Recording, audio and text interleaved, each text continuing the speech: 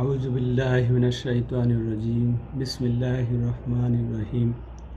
হযরত আনাস রাদিয়াল্লাহু থেকে বর্ণিত, তিনি বলেছেন, একটি ইহুদি ছেলে নবী করিম সাল্লাল্লাহু আলাইহি সাল্লামের সেবা করত। একদিন সে অসুস্থ হয়ে পড়ল। নবী করিম সাল্লাল্লাহু আলাইহি সাল্লাম তাকে দেখতে গেলেন। তিনি তার মাথার কাছে বসলেন। তারপর তাকে বললেন, তুমি ইসলাম গ্রহণ করো। সে তার পিতার দিকে তাকালো। তার পিতা তার কাছেই ছিল। তার পিতা বলল, আবুল কাসেম সাল্লাল্লাহু আলাইহি সাল্লামের আনুগত্য করো। সেই ছেলেটি ইসলাম গ্রহণ করল। নবী করিম সাল্লাল্লাহু আলাইহি সাল্লাম এ কথা বলতে বলতে সেখান হতে বেরোলেন। সমস্ত প্রশংসা সেই সত্তার, যিনি তাকে দোজখ থেকে মুক্তি দিয়েছেন। বুখারী। সম্মানিত ভিউয়ার্স, আসসালামু আলাইকুম ওয়া রাহমাতুল্লাহি ওয়া বারাকাতুহু।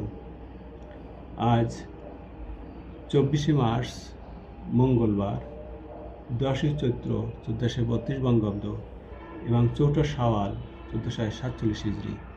আমি আপনাদের সামনে রিয়াদুস সালেহিনের দ্বিতীয় খণ্ড থেকে 901 নম্বর হাদিসটি পাঠ করেছি।